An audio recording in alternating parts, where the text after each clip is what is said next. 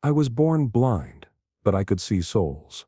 The man who crashed through our church doors throughout morning, his soul was darker than any I had ever felt. So why did his tears burn my cheeks like holy water?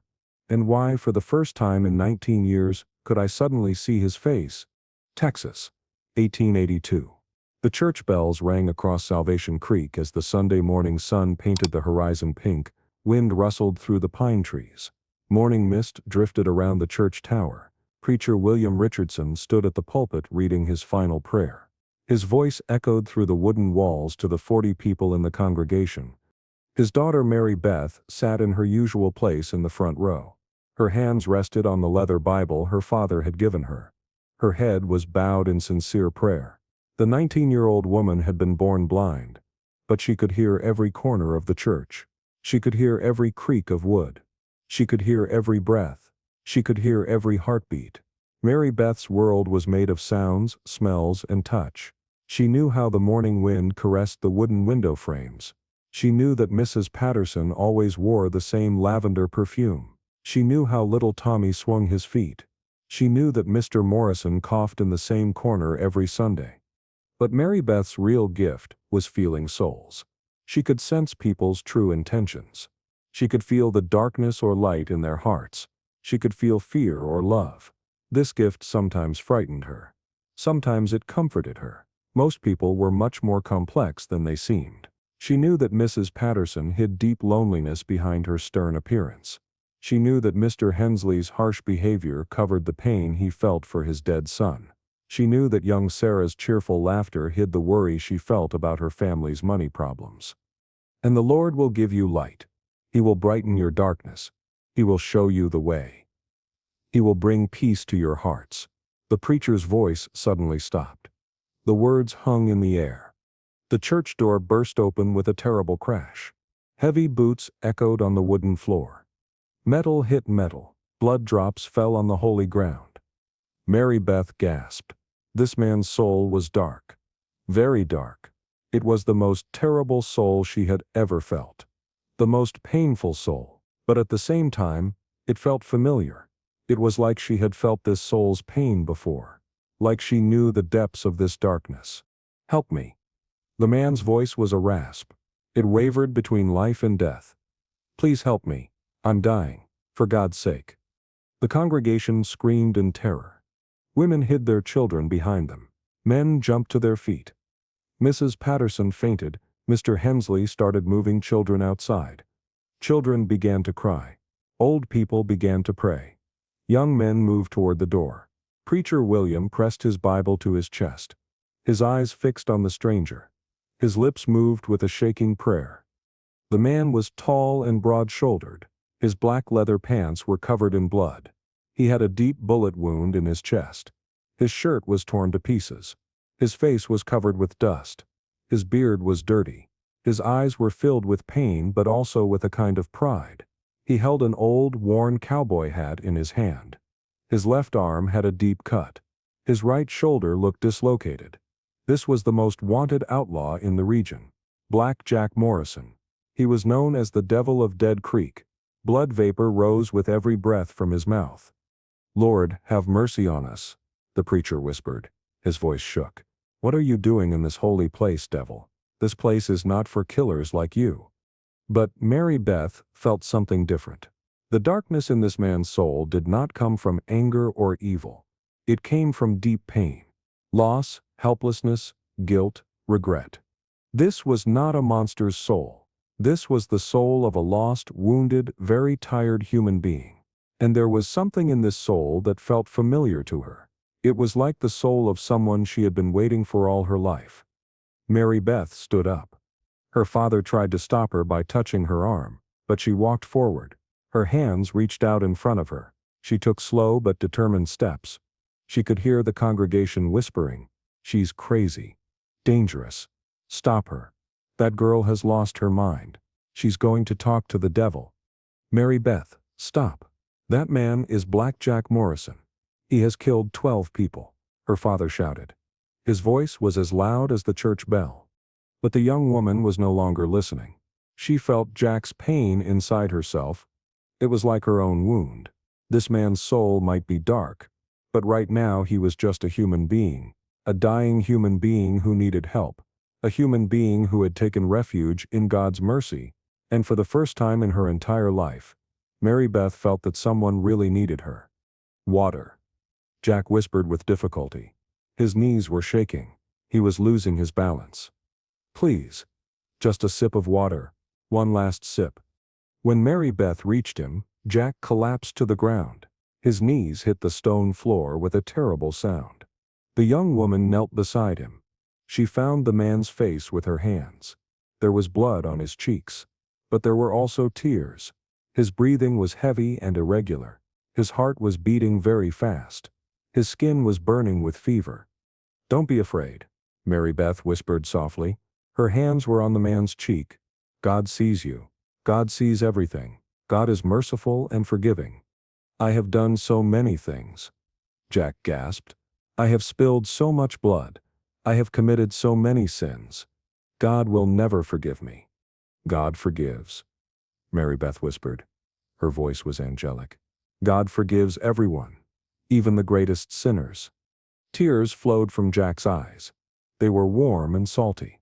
These tears touched Mary-Beth's cheeks, and at that moment, the miracle happened. First, there was a burst of light. It was like the sun had suddenly come out from behind clouds. Then there were colorful shapes, spinning colors, images full of life, and then faces.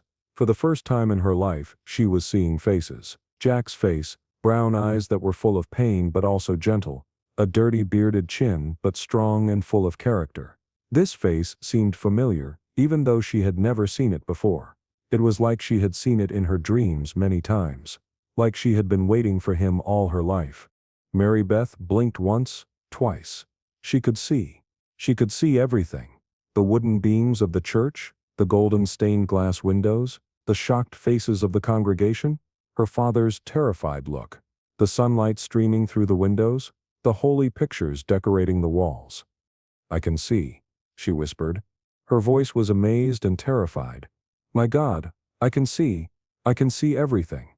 Colors, faces, light. The church froze. Preacher William's mouth fell open, the congregation held their breath. Mrs. Patterson felt faint. Tommy's mother held her child tightly in her arms. Mr. Hensley took off his hat. Mrs. Rodriguez made the sign of the cross. Everyone was in shock. Jack was surprised when he saw the young woman's eyes, clear blue eyes, no longer empty but full of life. You are blind, aren't you? He whispered. I was. Mary-Beth could not take her eyes off him, but now I can see you, and you are not at all what I thought. You're not terrible, you're just in pain. What do you mean? I can feel your soul. It's dark, yes, but not evil. It's suffering, lost, but not bad, just very tired, very lonely. Preacher William pulled himself together with anger and fear. Mary-Beth, stay away from him. This man is a killer.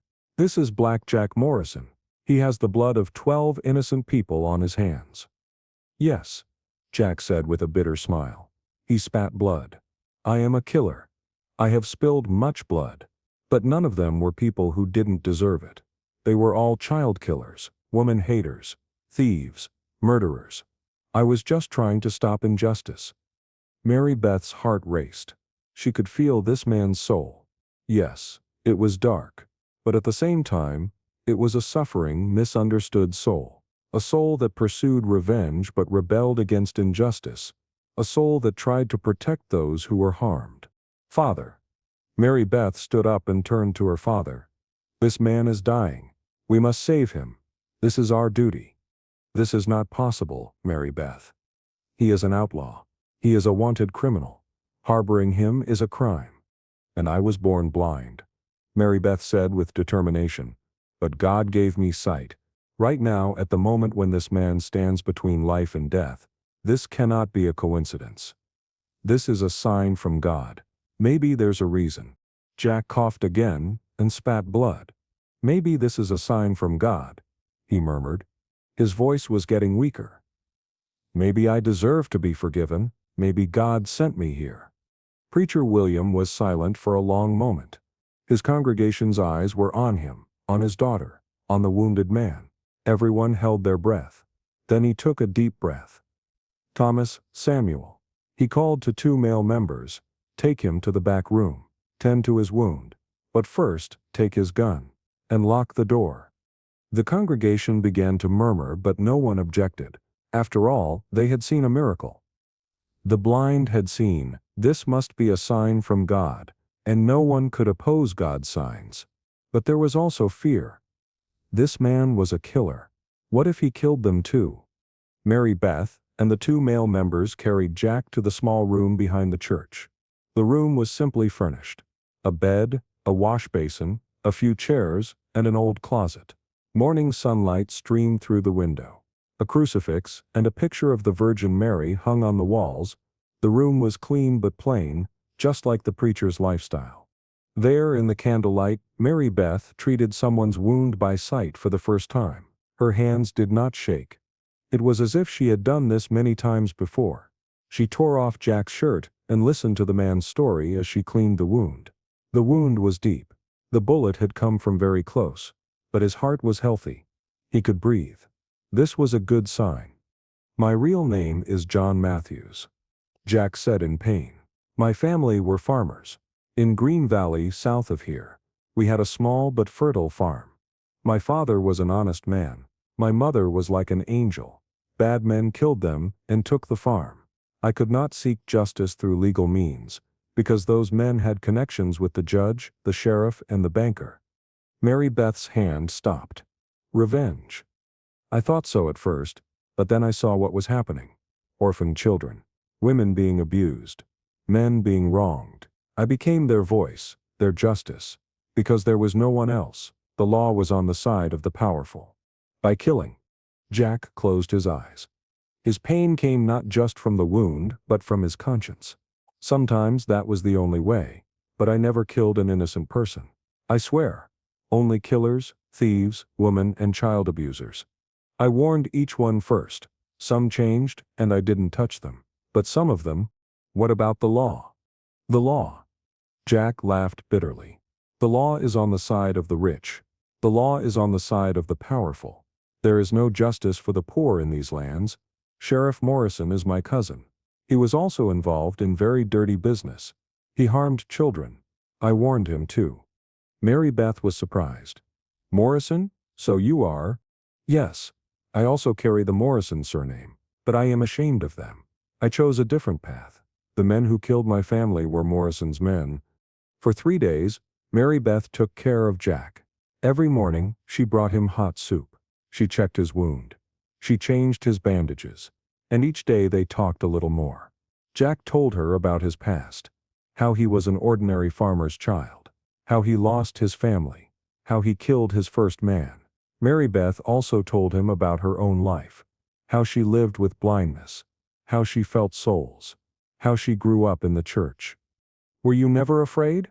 Jack asked on the second day. Of blindness, of loneliness. I wasn't afraid, and I wasn't not afraid either. It was just different.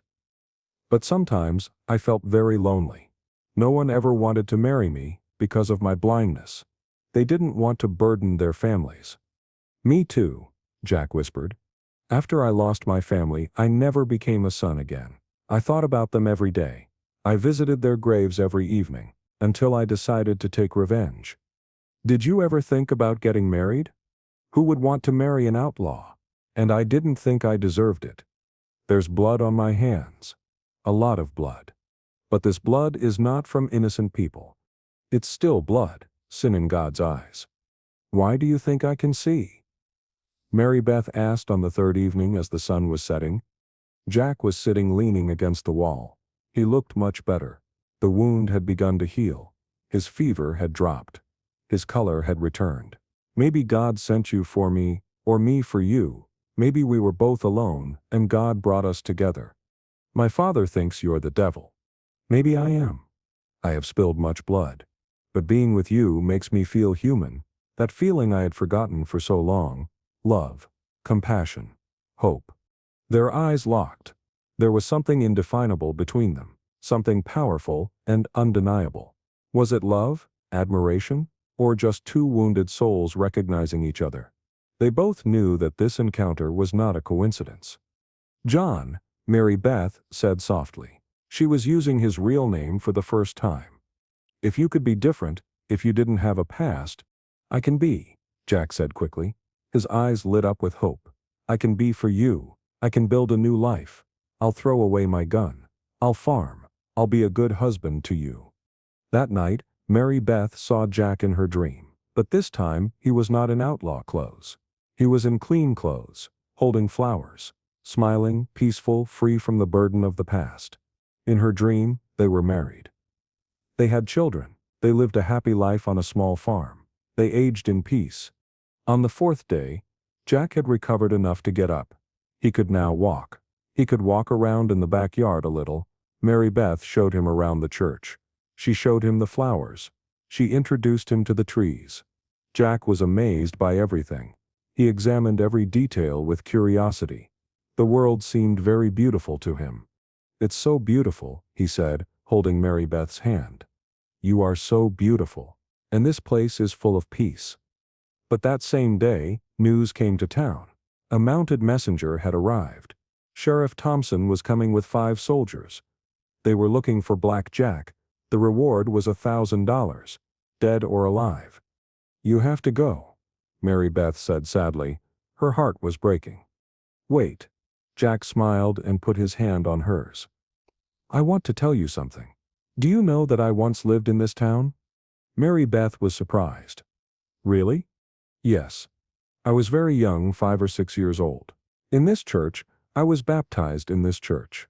I said my first prayer in this church." Mary-Beth gasped. In 1858, the preacher's name was Samuel Richardson. He must be William's father. He baptized me. He was a very kind man. This information shook Mary-Beth. This could not be a coincidence. This was fate. This was God's plan. Everything was starting to make sense. "John," she whispered, "maybe God really sent you here. Maybe this story has an ending. A happy ending." Jack held her hand tightly. "Mary-Beth, would you like to come with me?" "What?" "Leave this place and come with me. Far away, to places where no one knows us. To California or Oregon. We can build a new life. I promise you, I will never use my gun again. I will live only for you." Mary-Beth's heart was beating fast. Leaving everything and going with this man would be madness. But at the same time, it was what her heart wanted. For the first time, someone really needed her. "I can't leave my father. He won't let you be with me. I'm an outlaw, a wanted criminal. But you don't have to be that anymore." Jack thought for a long time. "If the sheriff comes, you can't protect me, and I don't want to put you in danger. Maybe I should protect you. Maybe this is my mission." But here's what I didn't know then. That man's tears had given me more than just sight. They had given me the ability to see the future, and what I saw in that moment would change all our destinies forever. Because the secret hidden in Jack's tears had not only opened my eyes, it had written the future of our entire town. That evening, Preacher William had a long talk with his daughter. In the back room of the church, in the flickering light of candles. Outside, the wind was howling. "Mary-Beth, that man is dangerous." "Father, God gave me sight. There's a reason for this. Maybe God is warning you. Maybe he's protecting you from his evil. Or maybe he's sending me to save him. Maybe to save both of us." "What do you mean?" Mary-Beth took a deep breath. "Father, I am 19 years old. I have never married. I have never been in love.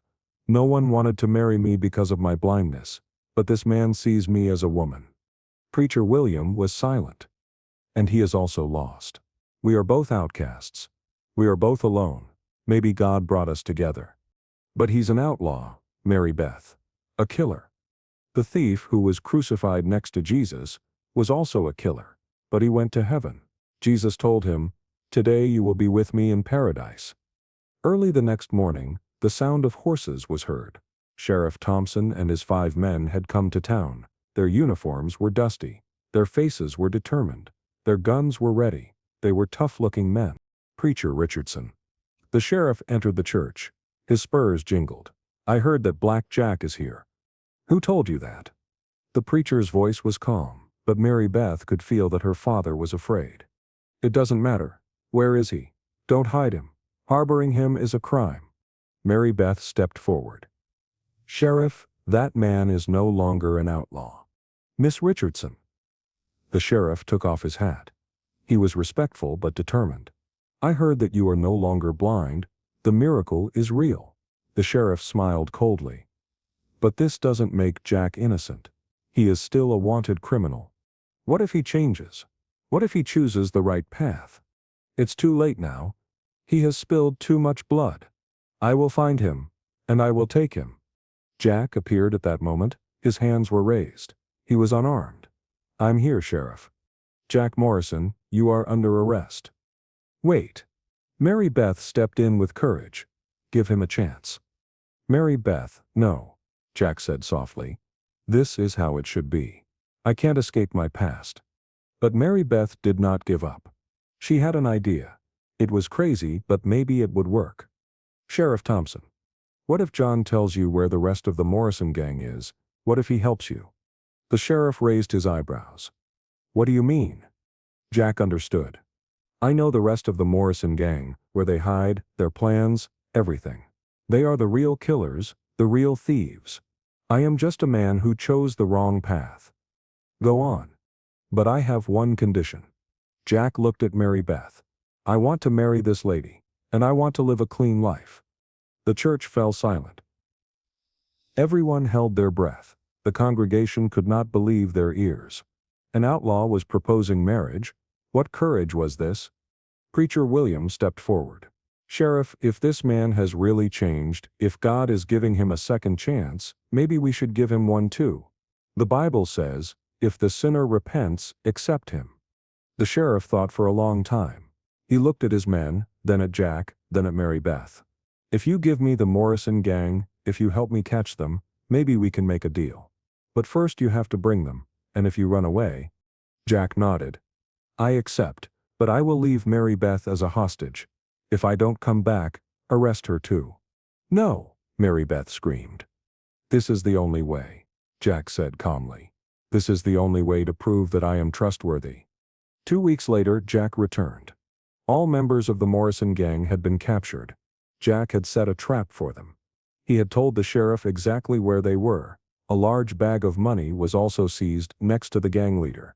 It was stolen bank money. There was now peace in the region. Sheriff Thompson approached Jack. "You kept your word. You are now free.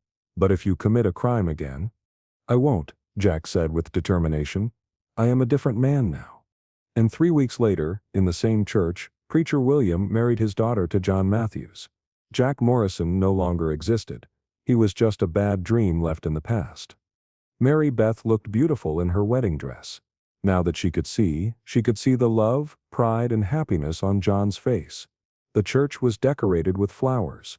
The congregation had come. Songs were sung for the couple. Everyone was very moved.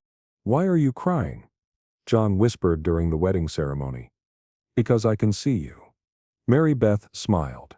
"And this is like a dream I never want to end." "This is not a dream." John kissed her. "This is our new beginning." A year later, John and Mary-Beth bought a small farm. John had farming knowledge. Mary-Beth was very talented at housework. The neighbors were initially suspicious, but they saw that John had changed. He was not harming anyone. He was helping everyone. 2 years later, their first child was born. They named her Sarah. She was a healthy, beautiful baby. John cried when he became a father. He had never been so happy. 3 years later, their second child was born. Samuel, named after the preacher. John was now a completely different man. He was a farmer. He helped his neighbors. He was an honest person who harmed no one. 5 years later, John and Mary-Beth were among the respected families of the town. They had 2 children. They had a small but productive farm. And most importantly, they had endless love for each other. Sometimes Mary-Beth remembered that first day. The man who entered the church covered in blood. His tears. The miraculous healing. God really had a plan.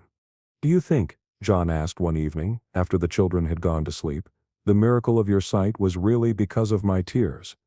Mary-Beth smiled and put her hand on her husband's face. Maybe the miracle was not your crying.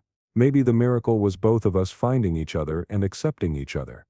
And you, have you ever regretted marrying an outlaw? You were not an outlaw, Mary-Beth said.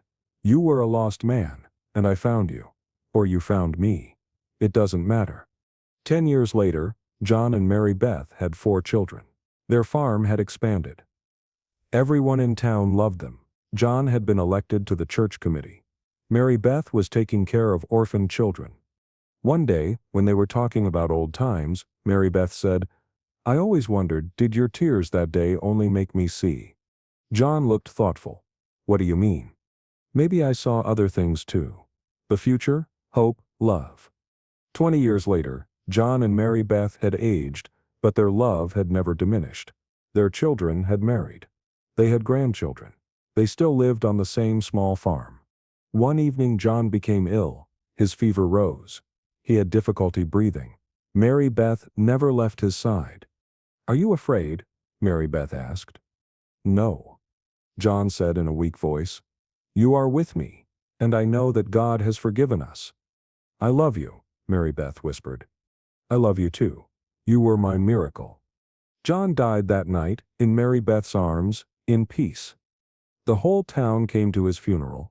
Everyone talked about what a good man he was, how he had changed. No one remembered the old outlaw Jack Morrison. They only remembered John Matthews.